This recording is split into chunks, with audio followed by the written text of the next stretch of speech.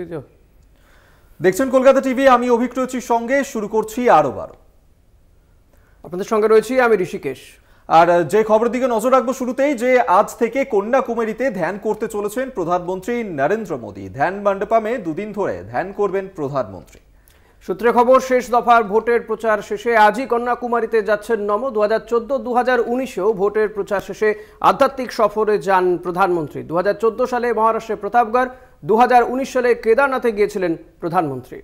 1892 সালে এখানেই ধ্যানস্থ হয়েছিলেন স্বামী বিবেকানন্দ। ভারত ভ্রমণ শেষে 3 দিন ধ্যান করেছিলেন স্বামীজি। যে শিলায় বসে স্বামীজি ধ্যান করেছিলেন, পরবর্তী সময় সেখানেই তৈরি হয় বিবেকানন্দ রক মেমোরিয়াল।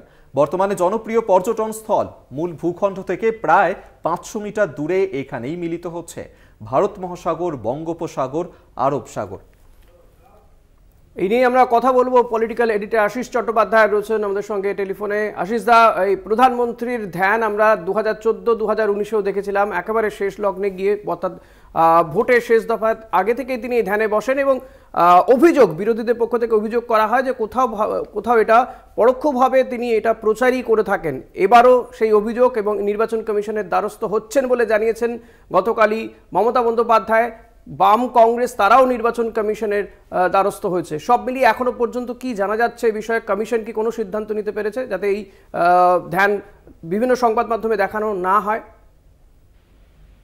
দেখো ঋষি, 2019 সালের যে ধ্যানটির কথা তুমি উল্লেখ করলে, সেটা কিন্তু নির্বাচন হয়ে যাওয়ার পরে, গণনার আগে। সুতরাং তিনি সেবারে কেদারনাথে গিয়েছিলেন, কিন্তু তখন নির্বাচন বাকি ছিল না। এবারে কিন্তু ব্যাপারটা গুণগতভাবে আলাদা। অর্থাৎ প্রচার শেষ হচ্ছে 30 তারিখ, আজকে সন্ধ্যে 6টার সময়। তারপরে প্রচার কেউই করতে পারবেন না প্রকাশ্যে, সেই জন্য একটা পরোক্ষ একটা প্রচারের রাস্তা খুঁজে নিয়েছেন বলে অভিযোগ উঠছে। সেটা হচ্ছে ধর্মের নামে তিনি তো ভোট চাইছেনই। তিনি শেষবার যখন পশ্চিমবঙ্গে এসেছিলেন একদিন আগে, তখনও তিনি ধর্মের নামেই ভোট চেয়েছেন। এবারে যেহেতু কথা বলায় বারণ, যেহেতু প্রচারের সময় শেষ হয়ে যাচ্ছে, তাই কোনো একটি সুবিখ্যাত ধর্মীয় স্থলে গিয়ে সেখানে ছবি তুলে নিজেকে মানে তথাকথিত পরমেশ্বর প্রেরিত মানুষ, এবং সেই জন্য তাকেই ভোট দেওয়া উচিত, এই ধরনের একটা পরিকল্পনা যে এর পেছনে আছে, এটাই বিরোধীদের অনেকে মনে করছেন। এবং সেই অনুযায়ী তারা ইতিমধ্যেই নির্বাচন কমিশনের দ্বারস্থ হয়েছেন বলে আমাদের কাছে খবর। নির্বাচন কমিশন এখনো পর্যন্ত কোনো পদক্ষেপ করেননি, কিন্তু এটা যদি পদক্ষেপ করেন বা না করেন, এটা আমাদের পক্ষে, বিশেষ করে আমরা যারা বঙ্গবাসী, তাদের পক্ষে যথেষ্ট দুঃখের যে স্বামী বিবেকানন্দের স্মৃতি জড়িত একটি বিখ্যাত জায়গা, যেখানে দেশ বিদেশ থেকে মানুষ আসেন, সেখানে দেখেন, বসেন, ধ্যানও করেন অনেকে। সেটা শুধু ভারত বা বাংলার লোক না, সারা পৃথিবী থেকে মানুষ আসেন। জায়গাটার প্রাকৃতিক নানান সৌন্দর্য অতি অপরূপ। সেই জায়গাটাকে এভাবে ভোটের বাজারে নামিয়ে দেওয়া এবং স্বামী বিবেকানন্দর নামটাকে আধুনিক সাম্প্রদায়িকতাবাদীদের ভোটের প্রচারে ব্যবহার করার ব্যাপারটা আমাদের বঙ্গবাসীর কাছে একটু দুঃখজনক। এই কারণে যে স্বামী বিবেকানন্দ বাংলার একটা আইকন। স্বামী বিবেকানন্দ আমাদের নানান দিক থেকে সংকীর্ণতার ঊর্ধ্বে উঠতে বলেছেন। স্বামী বিবেকানন্দ আমাদের নিজ ধর্মের প্রতি শ্রদ্ধা, অন্য ধর্মের প্রতি সহিষ্ণুতা, এইটাই আমাদের শিখিয়েছেন। সেখানে অন্য ধর্মের প্রতি অসহিষ্ণুতার যে বাণী নিয়ে নরেন্দ্র মোদী এবারে পুরো প্রচার করেছেন, তার শেষ লগ্নে বলা যেতে পারে তুরুপের তাস হিসেবে স্বামী বিবেকানন্দকে ব্যবহার করার যে প্রচেষ্টা আমরা দেখতে পাচ্ছি, তা আমাদের কাছে একটু দুঃখজনক, একটু বিষণ্ণ করে দেয় বঙ্গবাসীকে। যাই হোক, নির্বাচন কমিশন কি পদক্ষেপ নেয় সেটাই দেখার। কেননা আজকাল টেলিভিশনে, পর্দায় বা মূল স্রোতের সংবাদ মাধ্যমে যদি নাও দেখানো হয়, সমাজ মাধ্যমে সেই ছবিগুলোকে ছড়িয়ে দেওয়ার তো কোনো বাধা নেই। সুতরাং শেষ পর্যন্ত কিছু একটা অপটিক্স, যেটাকে আমরা আজকাল বলে রাখি, যে একটা দৃশ্যায়ন হবে, কিছু একটা ছবি আমরা দেখতে পাবো, তাতে ভোটারদের প্রভাবিত করার একটা প্রচেষ্টা লুকিয়ে থাকবে। সেটাই আমাদের কাছে সব থেকে বেশি আপত্তির এবং দুঃখের। হ্যাঁ, একদমই ধন্যবাদ আশিস দা। কথা বলছিলাম পলিটিক্যাল এডিটর আশিস চট্টোপাধ্যায়ের সঙ্গে, এবং আশিস দা যেমনটা জানাচ্ছিল যে কার্যত ধর্মের নামে প্রচার হয়েছে এবার ভোট জুড়েই। নির্বাচনী যে সমস্ত সভাগুলো করেছেন প্রধানমন্ত্রী নরেন্দ্র মোদী, এ রাজ্যে এসেও গতকালও তিনি সেই একই ভাবে প্রচার করে গিয়েছেন, এবং আজ ও আগামীকাল তিনি ধ্যানস্থ হবেন ধ্যান মণ্ডপমে। এই দুদিন ধরে যে ধ্যান করবেন প্রধানমন্ত্রী, তা সংবাদ মাধ্যমে দেখানো যাবে না। বিরোধী রাজনৈতিক দলগুলি এই অভিযোগ তুলে তারা নির্বাচন কমিশনের দ্বারস্থ হচ্ছে এই দাবিতে, যাতে সংবাদ মাধ্যমে দেখানো না হয়। তবে আমাদের পলিটিক্যাল এডিটর আশিস চট্টোপাধ্যায় যেমনটা জানালেন, যদি সংবাদ মাধ্যমে দেখানো না হয় তাহলে সমাজ মাধ্যমগুলো যেগুলো রয়েছে সোশ্যাল মিডিয়াতে, সেখানে হয়তো এই ধরনের ছবি বা ভিডিও দেখা যেতে পারে, অর্থাৎ পরোক্ষে সেই প্রচারটাই করা হবে, এমনটাই কিন্তু জানালেন আশিস চট্টোপাধ্যায়। একদমই তাই, এবং পরোক্ষভাবে ভোটারদেরকে প্রভাবিত করতে পারে এই বিষয়টি, এমনটাই কিন্তু অভিযোগ তুলছেন বিরোধীরা। ইতিমধ্যেই তারা ইলেকশন কমিশনের দ্বারস্থ হয়েছেন, এবং এই যে আজই শেষ প্রচারের দিন, এবং সেই প্রচার পর্ব শেষ হয়ে গেলে পরোক্ষভাবে এটা বিজেপির একটা কৌশল সেই প্রচার চালানো, এমনটাই কিন্তু অভিযোগ করছে বিরোধী দল। কংগ্রেস এই মুহূর্তে ইলেকশন কমিশনের দ্বারস্থ হয়েছে। তৃণমূলের তরফ থেকেও মুখ্যমন্ত্রী মমতা বন্দ্যোপাধ্যায় তিনি এই বিষয়টাকে নিয়ে সরব হয়েছেন। তৃণমূলও এই বিষয় নিয়েই নির্বাচন কমিশনের দ্বারস্থ হবে। একদমই অভিক, আমাদের সঙ্গে এই মুহূর্তে রয়েছেন তৃণমূল মুখপাত্র জয়প্রকাশ মজুমদার। জয়প্রকাশ দা, মমতা বন্দ্যোপাধ্যায় গতকাল জানিয়েছিলেন যে আপনারা এই প্রধানমন্ত্রীর ধ্যান যাতে সংবাদ মাধ্যমে দেখানো না হয় সেই দাবি তুলে নির্বাচন কমিশনের দ্বারস্থ হচ্ছেন। আপনারা কি কমিশনের কাছে কোনো অভিযোগ জানিয়েছেন এই বিষয় নিয়ে? কমিশনকে জানানো হয়েছে, কিন্তু সব থেকে বড় কথা হচ্ছে, সব থেকে বড় কমিশন হচ্ছে তো মানুষের আদালত। সেখানে একজন প্রধানমন্ত্রী এমন ভাবে ধ্যান, হিন্দু ধর্ম ইত্যাদিকে ব্যবহার করছেন যেন সেইটা নির্বাচনের একটা অস্ত্র। নির্বাচন করবেন, তিনি 10 বছর প্রধানমন্ত্রী, তার সরকার কি করেছে তার হিসাব দেবেন মানুষকে, মানুষ এসে ভোট দেবে। এবং এক্ষেত্রে হিন্দু, মুসলমান, শিখ, পার্সি সমস্ত ধর্মের লোক আছে। তিনি হঠাৎ সেইখানে বিবেকানন্দ রকে গিয়ে একটা জায়গায় একটা ফটো অপরচুনিটি, মানুষকে প্রভাবিত করার চেষ্টা, এইসব কোনো ভারতের নির্বাচনে আগে ছিল না। ভারতের বহুদলীয় গণতন্ত্রে এইসব নাটকীপনা আগে ছিল না। এটা হচ্ছে আমদানি করেছেন এই মোদী এবং বিজেপি। এখানে মানুষকে ধর্মের সুড়সুড়ি দিয়ে যদি ভোট পাওয়া যায়, মানুষের পেটে ভাত নেই, মাথায় ছাদ নেই, এদিকে ধর্মের সুড়সুড়ি, আর সেটাও দিচ্ছেন সাইলেন্ট পিরিয়ডে। কেন গত 2 দিন ধরে করতে পারলেন না? যখন প্রচার অ্যালাউড ছিল, প্রচার বিধিসম্মত ছিল, এখন ওখানে বসে গিয়ে তিনি মিডিয়াকে ডাকবেন। ধ্যান কেউ মিডিয়াকে ডেকে করে? আমি প্রশ্ন করছি, যারা বিবেকানন্দ যখন গিয়ে ওখানে বসে ধ্যান করেছিলেন, কিংবা বড় বড় ঋষিরা যারা করেছেন, তাদের কি প্রধান লক্ষ্য ছিল কটা মিডিয়া আসবে, কোন অ্যাঙ্গেলে হবে, কি পোশাক হবে, কত জায়গায় প্রচার হবে? এইসব নাটকেপনা মোদীকে ছাড়ার জন্য অনুরোধ করছি, আর মানুষকে বলছি যে এগুলোতে যে প্রভাবিত না হয়। এটা হচ্ছে বহুদলীয় গণতন্ত্রের একটা কদর্য রূপ নিয়ে আসছেন, এটা ধর্মের সুড়সুড়ি, এটা বন্ধ হওয়া প্রয়োজন। একদমই, অনেক ধন্যবাদ জয়প্রকাশ দা। কথা বলছিলাম তৃণমূল নেতা জয়প্রকাশ মজুমদারের সঙ্গে। একদমই তাই, এবং আপনারা শুনছিলেন যে তার প্রতিক্রিয়া। মোদির ধ্যান এবং মমতা বন্দ্যোপাধ্যায় গতকালই এই নিয়ে কটাক্ষ করেছিলেন। বাম কংগ্রেস তারাও নির্বাচন কমিশনের দ্বারস্থ হয়েছেন।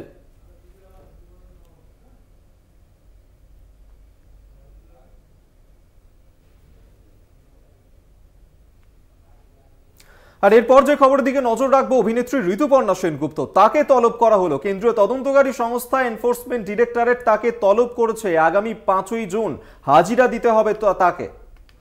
একদমই, কলকাতা টিভিতে চাঞ্চল্যকর তথ্য। রেশন দুর্নীতি তদন্তে 209টি অ্যাকাউন্টের হদিশ পাওয়া গিয়েছে বলে সূত্র মারফত জানা যাচ্ছে। হদিশ পেয়েছেন ইডির তদন্তকারীরা। বাকিবুর ও তার সংস্থার অ্যাকাউন্ট থেকে ট্রান্সফার, এমনটাই জানা যাচ্ছে। ঋতুপর্ণার অ্যাকাউন্টেও এই টাকা ট্রান্সফার হয়েছে বলে জানা যাচ্ছে সূত্র মারফত।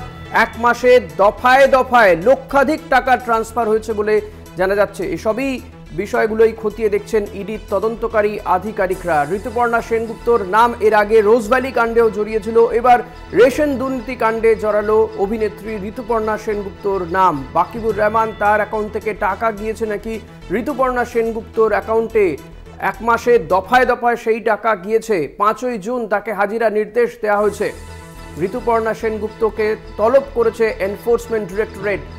রিয়া মাঝি রয়েছেন আমাদের সঙ্গে। রিয়া, এই মুহূর্তে কি জানা যাচ্ছে বিষয়ে? ঋতুপর্ণা সেনগুপ্ত তিনি কি জানিয়েছেন যে তিনি কি যাবেন 5ই জুন হাজিরা দিতে? দেখো, সেই বিষয়টা এখনো স্পষ্ট নয়, কারণ ঋতুপর্ণা সেনগুপ্তের সঙ্গে কোনোভাবেই এখনো কন্ট্যাক্ট করা যায়নি। তবে তোমাকে জানিয়ে রাখবো যে এই যে তদন্ত চলছিল রেশন দুর্নীতির যে তদন্ত, সেই তদন্তে নেবে তদন্তকারী আধিকারিকরা। প্রায় 209টা অ্যাকাউন্ট এখনো অব্দি তারা পেয়েছে। তোমাকে আরো একবার উল্লেখ করবো যে 209টা অ্যাকাউন্ট এখনো অব্দি ইডির হাতে এসেছে, যেটা কিনা বাকিবুরের নিজস্ব এবং তার কোম্পানির অ্যাকাউন্ট থেকে কোথায় কোথায় টাকা গিয়েছিল সেই বিষয়টা খতিয়ে দেখছিল তদন্তকারী আধিকারিকরা। এবং সেখান থেকে 209টা অ্যাকাউন্টের হদিশ পায় ইডি, এবং যেখানে দেখা যাচ্ছে যে যার মধ্যে উল্লেখযোগ্য যে অ্যাকাউন্টটি রয়েছে সেটা হচ্ছে ঋতুপর্ণা সেনগুপ্তর অ্যাকাউন্ট।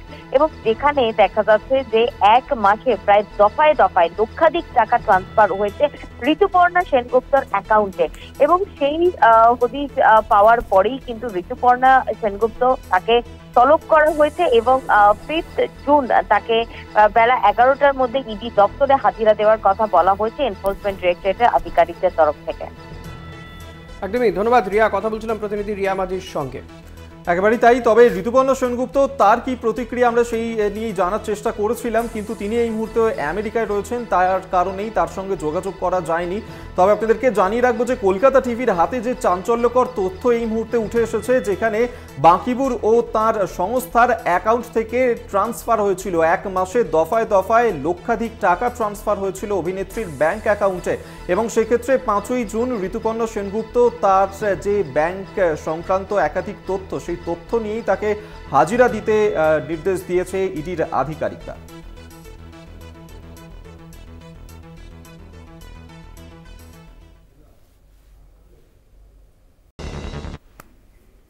ফিরেলাম বিরতির পর। বসিরহাটে তৃণমূলের প্রচারে পুরোহিতরা। তৃণমূলের বসিরহাট সাংগঠনিক জেলার আইএনটিটিইউসির সভাপতি কৌশিক দত্তর নেতৃত্বে পথ হাঁটলেন পুরোহিতরা। পশ্চিমবঙ্গ রাজ্য সনাতনী ব্রাহ্মণ ট্রাস্টের বসিরহাট শাখার পুরোহিতরা বৃহস্পতিবার সকাল সকাল প্রচার করলেন।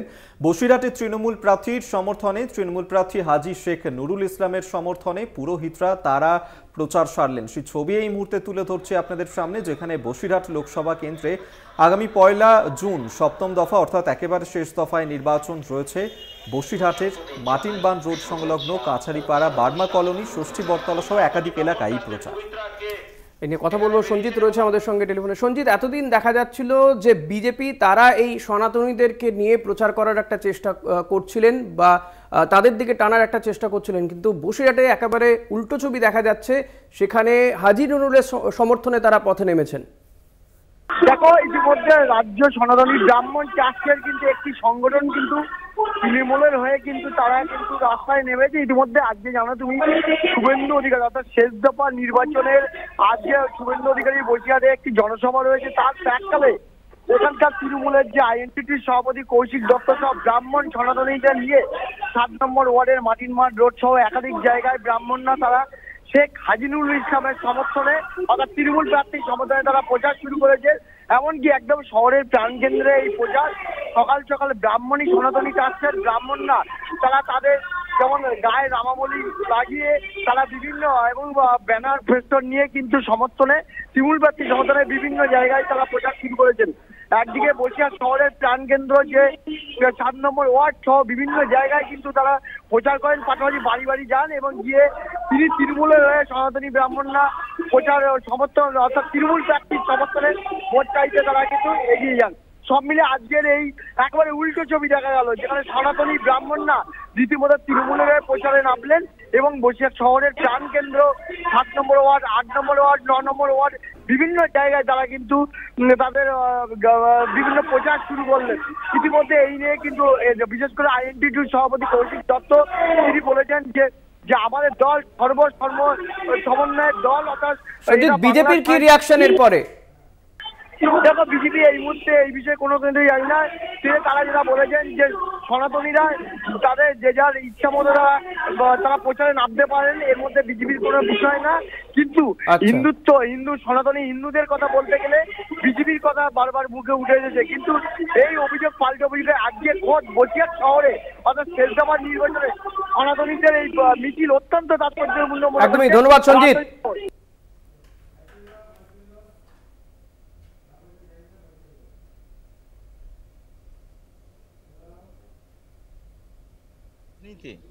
সনাতনী হিন্দুত্ব কখনো বিভাজনের কথা বলে না।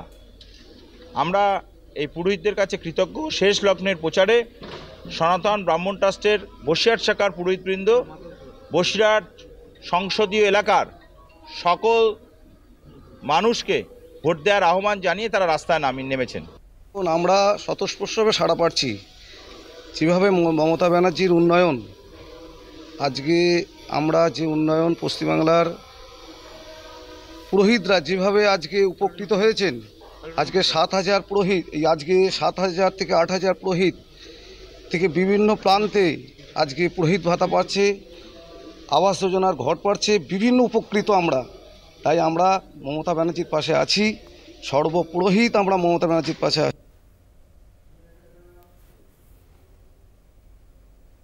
আরো 12 সময় আরো একটা বিরতির। ফিরবো বিরতির পর, সঙ্গে থাকবেন। আরো 12 নিয়ে ফিরে এলাম বিরতির পর। আর এরপর যে খবরের দিকে নজর রাখবো, সপ্তম দফা নির্বাচনের আগে এবার কেন্দ্রীয় বাহিনীর বিরুদ্ধে অভিযোগ তুললেন খড়দার বিধায়ক তথা রাজ্যের কৃষিমন্ত্রী শোভনদেব চট্টোপাধ্যায়। তার অভিযোগ, খড়দায় বিজেপির হয়ে কাজ করছে কেন্দ্রীয় বাহিনী। গ্রামের দিকে মানুষের বাড়ি গিয়ে কড়া নাড়ছেন বাহিনীর জওয়ানরা, অভিযোগ শোভনদেব চট্টোপাধ্যায়ের। একেবারেই তাই, শেষ দফা নির্বাচনের আগে এবার কেন্দ্রীয় বাহিনীকে নিয়ে এভাবেই অভিযোগ তুললেন শোভনদেব চট্টোপাধ্যায়। তিনি বলছেন যে কেন্দ্রীয় বাহিনী বিজেপির হয়ে কাজ করছে। বারবার আমরা দেখেছি শাসক দল তৃণমূল কেন্দ্রীয় বাহিনী তাদের দিকে অভিযোগের আঙুল তুলেছিল। এবার শোভনদেব চট্টোপাধ্যায় তিনি সরব হলেন। তিনি বলছেন যে কেন্দ্রীয় বাহিনী তারা গ্রামে মানুষের বাড়ি বাড়িতে যাচ্ছে, কড়া নাড়ছে এবং বিজেপির হয়ে কাজ করছে এই কেন্দ্রীয় বাহিনী। অভিযোগ আমরা দেখেছি পঞ্চম এবং ষষ্ঠ দফাতেও কেন্দ্রীয় বাহিনীর জওয়ানদের বিরুদ্ধে অভিযোগ উঠেছিল, শ্লোতাহানি করার অভিযোগ উঠেছিল দুই জওয়ানের বিরুদ্ধে, এবং ইতিমধ্যে তাদেরকে সরিয়েও দেওয়া হচ্ছে এই নির্বাচনী প্রক্রিয়ার মধ্য থেকে। এবার শোভনদেব চট্টোপাধ্যায় তিনি অভিযোগ করলেন যে বিজেপির হয়ে কাজ করছে নাকি কেন্দ্রীয় বাহিনী। কি বলছেন শুনুন একবার। খবর আছে, একটু আমাকে সকালবেলায় গ্রাম থেকে ফোন করেছিল যে প্যারামিলিটারি লোকেরা গিয়ে লোকের বাড়িতে কড়া নাড়ছে। কেন নাড়বে? ওদের কোন ক্ষমতা আছে? লোকাল পুলিশ সঙ্গে দিয়ে যেতে হবে, ওরা হট করে একটা বাড়িতে ঢুকতে পারে না। এ ধরনের কাজ করে একটা প্যানিক করার চেষ্টা করবে, কিছুতেই কিছু হবে না।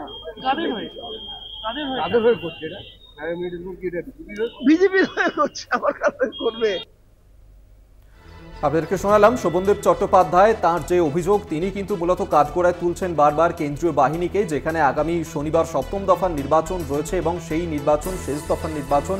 তার আগে আবারও একবার কেন্দ্রীয় বাহিনীর বিরুদ্ধেই সরব হয়েছেন মন্ত্রী শোভনদেব চট্টোপাধ্যায়। তিনি বলছেন যে বিজেপির কথাতেই মূলত কাজ করে কেন্দ্রীয় বাহিনী, যে অভিযোগ তারা বারবার করে আসছেন, এবং তিনি বলছেন যে গ্রামে মানুষের বাড়ি বাড়ি গিয়ে কড়া নাড়ছে কেন্দ্রীয় বাহিনী। সপ্তম দফার ভোট রয়েছে কলকাতার দুটি কেন্দ্র, অর্থাৎ কলকাতা উত্তর, কলকাতা দক্ষিণ, দমদম, বসিরহাট, যাদবপুর, এই সমস্ত অঞ্চলে মোট 9টি কেন্দ্রে সপ্তম দফার ভোট রয়েছে এ রাজ্যে। এবং তার আগে কেন্দ্রীয় বাহিনীর বিরুদ্ধে গুরুতর অভিযোগ তুললেন শোভনদেব চট্টোপাধ্যায়। এই মুহূর্তে আমরা টেলিফোনে যোগাযোগ করতে পেরেছি দমদম কেন্দ্রের বিজেপি প্রার্থী শিলভদ্র দত্তের সঙ্গে। শিলভদ্র দা, আপনাকে স্বাগত জানাবো কলকাতা টিভিতে। শোভনদেব চট্টোপাধ্যায় অভিযোগ করছেন যে কেন্দ্রীয় বাহিনী আপনাদের হয়ে কাজ করছেন। দেখুন, হেরে যাবার ভয়ে মানুষ অনেক সময় অনেক কথা বলে। শোভনদা তো দীর্ঘদিনের রাজনৈতিক নেতা, উনি পালস বোঝে, তাই উনি বুঝতে পেরেছেন যে খড়দা সহ দমদম লোকসভা কেন্দ্র, খড়দার মানে বিধানসভায় সৌগত রায়কে লিড পাবেন না, আর দমদম লোকসভা কেন্দ্রে বিজেপি জিতবে। তাই শোভনদারা এইসব কথাবার্তা বলছেন, হারের ভয়ে কিছু ভুলভাল বকছেন। আমি বয়স হয়েছে অনেক, এদের বিরুদ্ধে আমি কোনো কথাই বলবো না। মাননীয় মুখ্যমন্ত্রী বারুইপুরে গিয়ে যে কথা বললেন, লোকে হাসছেন, মানে ঘোড়ারাও হেসে উঠেছেন ওনার কথা শুনে।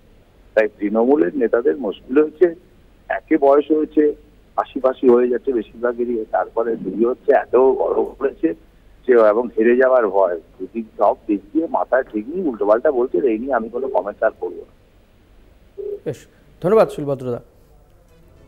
আপনাদেরকে শোনালাম শিলভদ্র দত্ত তার প্রতিক্রিয়া আপনারা শুনলেন, এবং সেক্ষেত্রে শোভনদেব চট্টোপাধ্যায় তিনি যদিও বারবার অভিযোগ করছেন যে কেন্দ্রীয় বাহিনী তারা মূলত বিজেপির কথাতেই চলে এবং বিজেপি নিয়ন্ত্রণ করে কেন্দ্রীয় বাহিনীকে। শোভনদেব চট্টোপাধ্যায় কাঠগোড়ায় তুলেছেন এবং বিগত যে নির্বাচন, সেই যে ষষ্ঠ দফা পর্যন্ত যে নির্বাচন দেখেছি সেক্ষেত্রেও কিন্তু শাসক দলের তরফ থেকে একাধিকবার এই কেন্দ্রীয় বাহিনীর দিকেই অভিযোগের আঙুল তোলা হয়েছিল, এবং সেক্ষেত্রে ফের একবার সেই অভিযোগই তুললেন শোভনদেব চট্টোপাধ্যায়। শোভনদেব চট্টোপাধ্যায় অভিযোগ করছেন যে গ্রামের দিকে, খড়দায় গ্রামের দিকে কেন্দ্রীয় বাহিনী গিয়ে লোকের বাড়ি বাড়ি কড়া নাড়ছে এবং বিজেপির হয়ে ভোট দেওয়ার জন্য বলা হচ্ছে, এমনটাই কিন্তু অভিযোগ। অর্থাৎ বিজেপির হয়ে কাজ করছে কেন্দ্রীয় বাহিনী, এমনটাই অভিযোগ করেছেন। এই মুহূর্তে আমরা টেলিফোনে যোগাযোগ করতে পেরেছি সিপিআইএম নেতা এবং বরানগর বিধানসভা উপনির্বাচনের সিপিএম প্রার্থী তন্ময় ভট্টাচার্যের সঙ্গে। তন্ময়দা, শোভনদেব চট্টোপাধ্যায় তিনি অভিযোগ করছেন যে এই যে কেন্দ্রীয় বাহিনী তারা বিজেপির হয়ে কাজ করছে। শোভনদেব চট্টোপাধ্যায় আমাদের রাজ্যের একজন গুরুত্বপূর্ণ মন্ত্রী এবং একজন অত্যন্ত সিনিয়র পলিটিশিয়ান। শোভনদেব চট্টোপাধ্যায় এটা বক্তৃতায় অভিযোগ করবেন কেন? তার তো নির্বাচন কমিশনে অভিযোগ করা উচিত। নির্বাচন কমিশনে কি এরকম কোনো অভিযোগ শোভনদেব চট্টোপাধ্যায় করেছেন? আর যে অভিযোগ উনি করেছেন অভিযোগটা মারাত্মক। সত্য হলে অবশ্যই নির্বাচন কমিশনের দেখা উচিত, যদিও নির্বাচন কমিশন অভিযোগ পান। আর যদি রাজনৈতিক চমক তৈরির জন্য ঘটনাকে বিকৃত করে বলা হয়, শোভনদেব বাবু সাধারণভাবে সেটা বলবেন বলে আমি মনে করি না, কিন্তু তৃণমূল কংগ্রেস দল তো এই কাজটা করেই। মিথ্যাচারটাই তো তৃণমূল কংগ্রেস দলের সবচাইতে বড় বৈশিষ্ট্য। সেক্ষেত্রে আমার কিছু বলার নেই। অভিযোগ সত্য হলে নির্বাচন কমিশনের হস্তক্ষেপ করা উচিত, আর অভিযোগ রাজনৈতিক চমক হলে তার নিন্দা করা উচিত। ধন্যবাদ তন্ময়দা। আপনাদেরকে শোনালাম যে বিরোধী দল অর্থাৎ কি প্রতিক্রিয়া দিচ্ছে বিরোধী শিবির ও সিপিএম প্রার্থী তন্ময় ভট্টাচার্য, তার বক্তব্য শোনালাম। এবং সেক্ষেত্রে কৃষিমন্ত্রী শোভনদেব চট্টোপাধ্যায় তিনি যে অভিযোগ করছেন যে বিএসএফ কাজ করছে বিজেপির হয়ে, গ্রামে মানুষের বাড়ি বাড়ি যাচ্ছে তারা, বাড়ি বাড়ি গিয়ে কড়া নাড়ছে তারা, এবং সেক্ষেত্রে একাধিকবার ভোটারদেরকে প্রভাবিত করারও হুঁশিয়ারি। তন্ময়দা কিন্তু এক্ষেত্রে গুরুতর বক্তব্য রাখলেন তিনি। তার বক্তব্য যে যদি অভিযোগ সত্যি হয় তাহলে তো এই অভিযোগ কমিশনের কাছে জানানো উচিত এবং কমিশনারের বিষয়টি দেখা উচিত। তবে কোথাও গিয়ে হয়তো চমকের জন্য কি তৃণমূল কংগ্রেস এই ধরনের অভিযোগ করছে, রাজনৈতিক চমক বা একটা সুবিধা পাওয়ার জন্য, সেটাও খতিয়ে দেখা দরকার।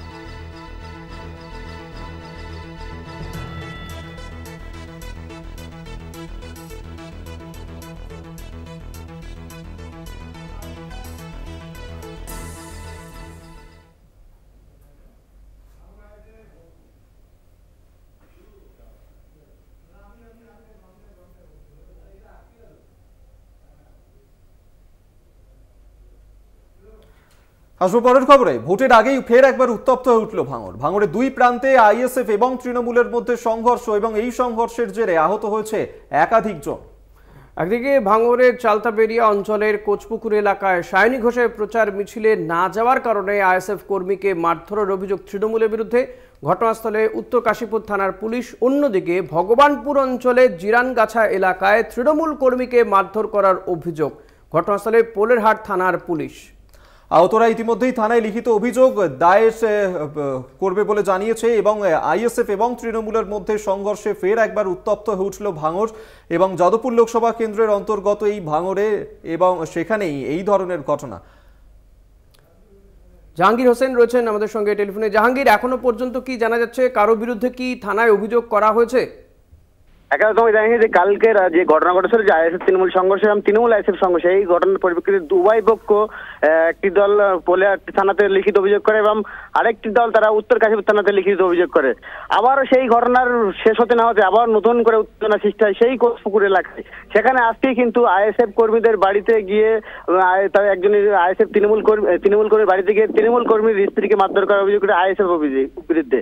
সম্পূর্ণভাবে অভিযোগ অস্বীকার করছে আইএসএফ। তবে এই যে কালকে ঘটনা, সেই ঘটনা শেষ হতে না আবার উত্তেজনা, সামনে কয়েকদিন পরে যে দুদিন পরে ভোট, এই ভোটের আগে উত্তেজনা নতুন করে, তাহলে ভোটের দিন কি হবে এটা নিয়েই কিন্তু প্রশ্ন উঠছে। তবে এই নতুন করে উত্তেজনা, এই উত্তেজনা শেষ হবে কবে সেটা নিয়েই সাধারণ মানুষ চিন্তার মধ্যে এখনো। ধন্যবাদ জাহাঙ্গীর।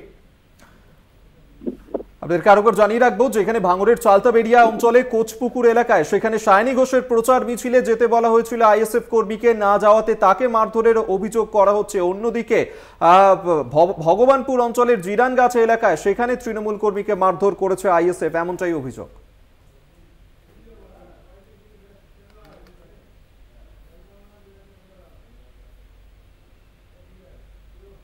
অভিক, এই মুহূর্তে গুরুত্বপূর্ণ খবর, পুরীতে দুর্ঘটনা, চন্দন যাত্রা উৎসবে আতশবাজি বিস্ফোরণ দুর্ঘটনায় একজনের মৃত্যু হয়েছে বলে জানা যাচ্ছে, আহত হয়েছেন 30 জন।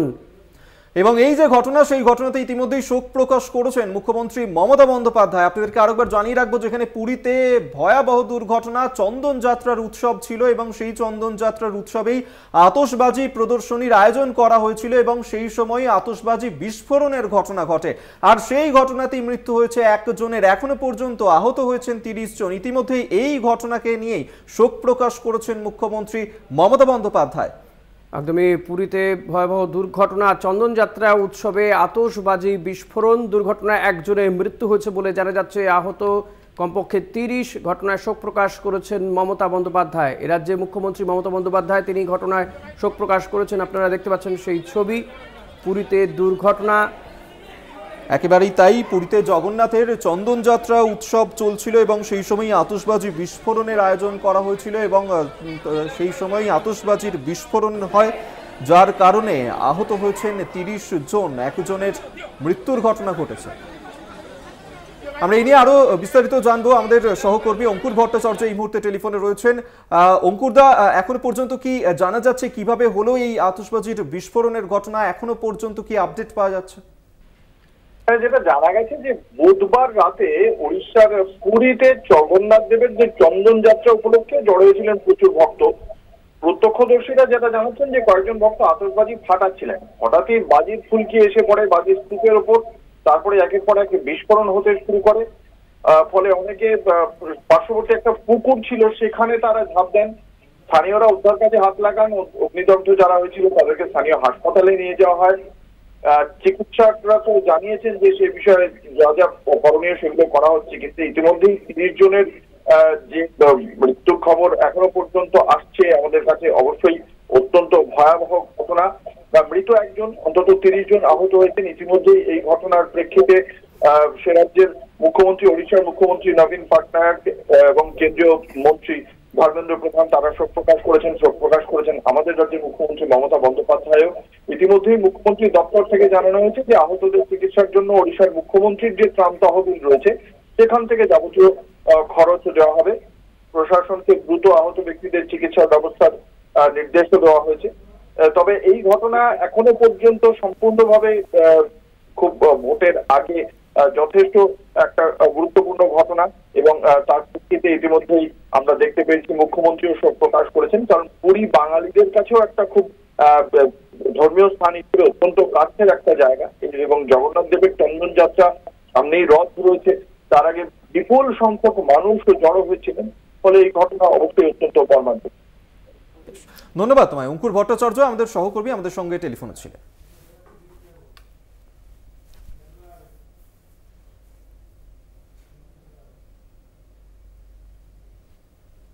আরো ভারতের সময় আরো একটা বিরতি, ফিরছি বিরতির পর, সঙ্গে থাকবেন। ফিরলাম বিরতির পর।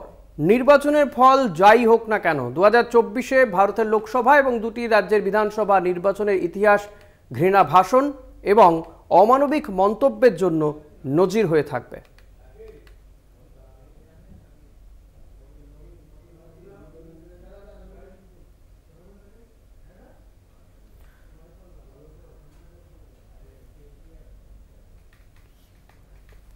ওড়িশায় ভোটে জিততে ভারতের স্বরাষ্ট্রমন্ত্রী অমিত শাহ ঘৃণা নির্ভর প্রাদেশিকতার আশ্রয় নিলেন বলে অভিযোগ উঠল।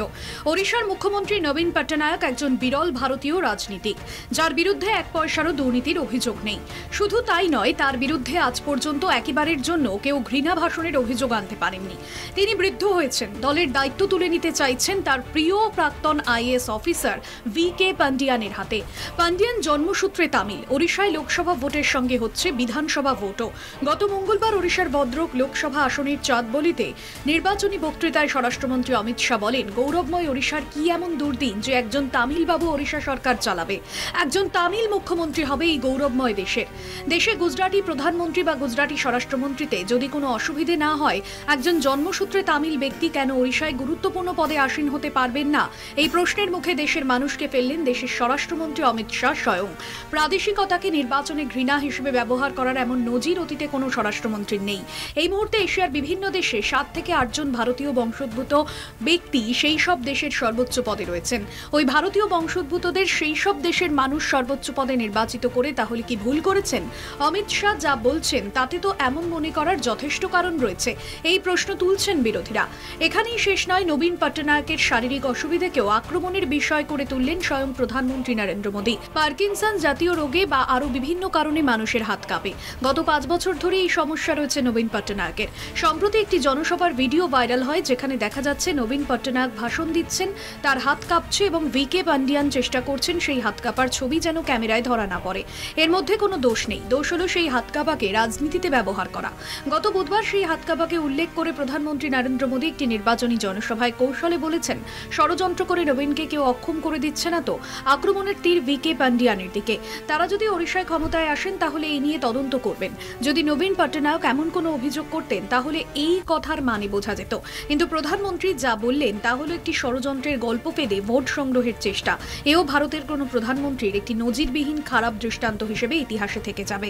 কলকাতা টিভি।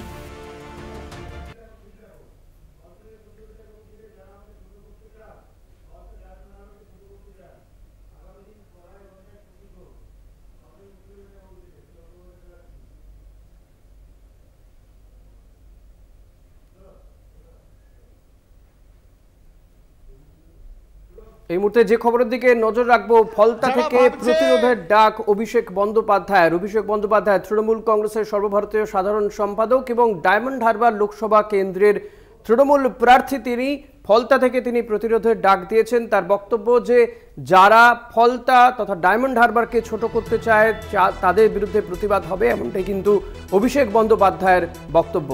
একেবারেই তাই, এবং আজ ফলতাতে সেখানেই রোড শো করেছেন অভিষেক বন্দ্যোপাধ্যায় এবং সেখান থেকেই এই রোড শো থেকেই বলেছেন যে যারা আমাকে ছোট করতে চান এবং ডায়মন্ড হারবারকে ছোট করতে চান তাদের ক্ষেত্রে প্রতিশোধ নেওয়া হবে, এমনটা কিন্তু বলা হয়েছে। আমরা এই নিয়েই কথা বলবো। বিশেষ প্রতিনিধি দেবজ্যোতি ঘোষ এই মুহূর্তে আমাদের সঙ্গে রয়েছেন। দেবজ্যোতি, দেখো, যেভাবে কেন্দ্রীয় এজেন্সিকে কাজে লাগাচ্ছে এবং যেভাবে বিরোধী দলনেতা বারবার বক্তব্য রাখছেন, তাতেই কিন্তু অভিষেক বন্দ্যোপাধ্যায় আজ ফলতা থেকে বলেছেন এবার প্রতিবাদ নয় প্রতিশোধ হবে। অর্থাৎ অভিষেক বন্দ্যোপাধ্যায়ের এই যে বক্তব্য তা কিন্তু অত্যন্ত রাজনৈতিকভাবে গুরুত্বপূর্ণ, কারণ অভিষেক বন্দ্যোপাধ্যায় সচরাচর এই প্রতিবাদের কথা বলেন না এবং তিনি যেটা বলেন সেটা হচ্ছে যে প্রতিরোধ করবে সাধারণ মানুষের পক্ষে যেভাবে তৃণমূল সরকার কাজ করছে এবং তৃণমূল কংগ্রেসের পক্ষ থেকে যেভাবে তাদের পাশে দাঁড়ানো হচ্ছে, সেই নিয়েই কিন্তু আজ অভিষেক বন্দ্যোপাধ্যায়ের এই তাৎপর্যপূর্ণ মন্তব্য রাজনৈতিকভাবে গুরুত্বপূর্ণ। এবং তিনি যেমন প্রতিবাদের কথা বলেছেন তেমনি কিন্তু প্রতিরোধের কথাও বলেছেন। অর্থাৎ কোথাও কি তিনি আশঙ্কা করছেন যে কোথাও সমস্যা তৈরি হতে পারে, যেখানে প্রতিরোধ বা প্রতিবাদের কথা বলেছেন তা নিয়েই কিন্তু রাজনৈতিক মহলে চর্চা চলছে। তবে অভিষেক বন্দ্যোপাধ্যায় সচরাচর এই মন্তব্য করেন না। তিনি আজকে যে মন্তব্য করেছেন অত্যন্ত গুরুত্বপূর্ণ, কারণ যেভাবে একজন তৃণমূল কর্মীর গতকাল মৃত্যু হয়েছে তারপরেই কিন্তু তিনি সোচ্চার হয়েছেন। বেশ, ধন্যবাদ তোমায় দেবজ্যোতি ঘোষ, বিশেষ প্রতিনিধি আমাদের সঙ্গে টেলিফোনে ছিলেন। আপনাদেরকে আরেকবার জানিয়ে রাখবো, আজকে ফলতাতে সেখানেই নির্বাচনী প্রচারে যান অভিষেক বন্দ্যোপাধ্যায়, রোড শো করেন এবং সেখান থেকেই বলেন যে প্রতিরোধের ডাক দিয়েছেন অভিষেক বন্দ্যোপাধ্যায়। তিনি বলেন আগামী দিন কড়ায় গন্ডায় প্রতিশোধ করা হবে যারা তাকে ফলতাকে এবং ডায়মন্ড হারবারকে ছোট করতে চাইবে। আজকের এই রোড শো থেকে অভিষেক বন্দ্যোপাধ্যায় কি বললেন এই প্রসঙ্গে শুনুন। যারা ভাবছে মিথ্যে কথা বলে অভিষেক বন্দ্যোপাধ্যায়কে মানুষের কাছে ছোট করতে গিয়ে যারা ডায়মন্ড হারবার আর ফলতাকে ছোট করেছে, আগামী দিন কড়ায় গন্ডায় প্রতিশোধ দিতে হবে। প্রতিরোধের রাস্তা বেছে নিয়ে তৃণমূলকে জেতাতে হবে 1 লক্ষের ব্যবধানে। আমাকে ছোট করতে গিয়ে ডায়মন্ড হারবারের মানুষকে ছোট করেছে। আপনাদেরকে শোনালাম অভিষেক বন্দ্যোপাধ্যায় তিনি ঠিক কি বলেছেন। তিনি বললেন যে যারা আমাকে ছোট করতে চান, ফলতা ডায়মন্ড হারবারকে ছোট করতে চান, আগামী দিনে কড়ায় গন্ডায় প্রতিশোধ দিতে হবে, প্রতিশোধ নেওয়া হবে, এমনটাই কিন্তু জানিয়েছেন অভিষেক বন্দ্যোপাধ্যায়। ফলতা থেকে প্রতিরোধের ডাক দিয়েছেন। ডায়মন্ড হারবার লোকসভা কেন্দ্রে ভোট 1 জুন, শেষ দফার ভোট রয়েছে এবং আজই এই শেষ দফা ভোটের প্রচারের শেষ দিন। ফলতাতে তিনি নির্বাচনী প্রচার করেন অভিষেক বন্দ্যোপাধ্যায় এবং সেখান থেকেই এই প্রতিরোধের ডাক দিয়েছেন। রাজনৈতিক মহলে কিন্তু এ নিয়ে ইতিমধ্যেই চর্চা শুরু হয়েছে যে অভিষেক বন্দ্যোপাধ্যায় এই যে প্রতিরোধের ডাক দেওয়ার কারণ হিসেবে কি কারণ, তিনি কি তাহলে ডায়মন্ড হারবার বা অন্য কোনো কিছু আশঙ্কা করছেন, সেই আশঙ্কা থেকেই তার এই মন্তব্য, সেটা নিয়ে কিন্তু ইতিমধ্যেই রাজনৈতিক মহলে চর্চা শুরু হয়েছে। এই মুহূর্তে আমরা টেলিফোনে যোগাযোগ করেছি বিজেপি নেতা রাহুল সিনহার সঙ্গে। রাহুল দা, স্বাগত আপনাকে কলকাতা টিভিতে। অভিষেক বন্দ্যোপাধ্যায় তিনি বলছেন যে ফলতা থেকে প্রতিরোধের ডাক দিয়েছেন এবং যারা তাকে ডায়মন্ড হারবারকে ছোট করছে তাদের বিরুদ্ধে প্রতিশোধ নেওয়া হবে কড়ায় গন্ডায়, কি বলবেন? শুরু হয়ে গেল। যিনি বলেছিলেন যে ওই কেন্দ্রে জেতা ওনার কাছে কোনো ব্যাপারই নয়, এখন বুঝতে পারছে হয়তো জিত অত সহজ হবে না। সেই কারণের জন্য এখন ভয় পাচ্ছে, হেরে না যায় সেই হারার ভয়কে এখন দূর করার জন্য মানুষকে হুমকি দেওয়া, কর্মী খেপানোর কাজ করছে। আমি মনে করি ইলেকশন কমিশনের অবিলম্বে এই জাতীয় বক্তব্যকে সেন্সর করা। রাহুল দা, বাম কংগ্রেসের তো আবার অভিযোগ যে এই কেন্দ্রে, এই ডায়মন্ড হারবার কেন্দ্রে না প্রধানমন্ত্রী না অমিত শাহ, এমনকি জেপি নাড্ডাও প্রচারে যাননি, অর্থাৎ আপনাদের সঙ্গে তৃণমূলে একটা সেটিং এর অভিযোগ করছেন এই ক্ষেত্রে। রাহুল দা, শোনা যাচ্ছে?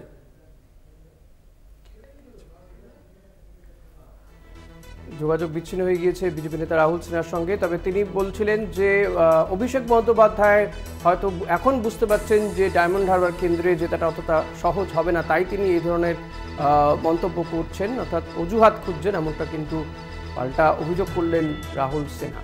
তবে আজকের এই রোড শো থেকে একদিকে যেমন প্রতিবাদের ডাক দিয়েছেন, অন্যদিকে প্রতিশোধ নেওয়ারও ডাক দিয়েছেন অভিষেক বন্দ্যোপাধ্যায়। তিনি বলেছেন যে যারা ফলতা ডায়মন্ড হারবার তাদেরকে ছোট করতে চাইবেন, তাদেরকে ছোট করার চেষ্টা করবেন, তাদের ক্ষেত্রে কিন্তু কড়ায় গন্ডায় আগামী দিনে প্রতিশোধ নেওয়া হবে, এমনটাই কিন্তু স্পষ্টতই জানিয়ে দিয়েছেন আজকের এই রোড শো থেকে অভিষেক বন্দ্যোপাধ্যায়ের এই বক্তব্য, যা নিয়ে কিন্তু এই মুহূর্তে রাজনৈতিক মহলে জোর তর্জা শুরু হয়েছে। যেখানে আগামী শনিবার লোকসভা নির্বাচন রয়েছে, এই ডায়মন্ড হারবার লোকসভা কেন্দ্রের তৃণমূলের প্রার্থী অভিষেক বন্দ্যোপাধ্যায় তিনি এবার দিলেন প্রতিবাদের ডাক।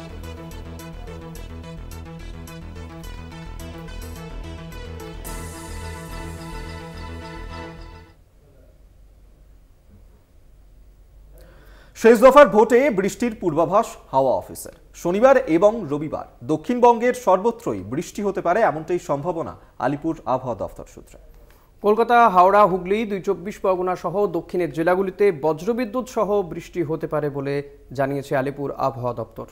অর্থাৎ লোকসভা নির্বাচনও চলবে বৃষ্টির আবহেই, বৃষ্টি হতে পারে আগামী শনিবার এবং রবিবার দক্ষিণবঙ্গের সর্বত্রই বৃষ্টি হবে। শেষ দফার ভোটে বৃষ্টির পূর্বাভাস দিয়েছে হাওয়া অফিস। শনিবার রবিবার দক্ষিণবঙ্গের সর্বত্রই বৃষ্টির সম্ভাবনা। কলকাতা, হাওড়া, হুগলি, 24 পরগনা সহ দক্ষিণের জেলাগুলিতে বজ্রবিদ্যুৎ সহ বৃষ্টি হতে পারে বলে জানাচ্ছে আলিপুর আবহাওয়া দপ্তর।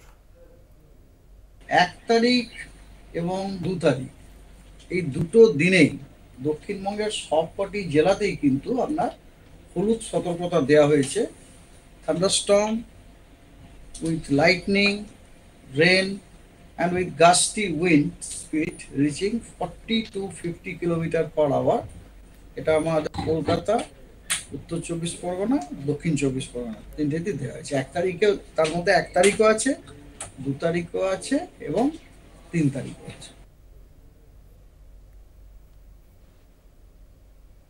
আরও এই পর্যন্তই। আপনি দেখতে থাকুন কলকাতা টিভি, রাত দিন 7 দিন।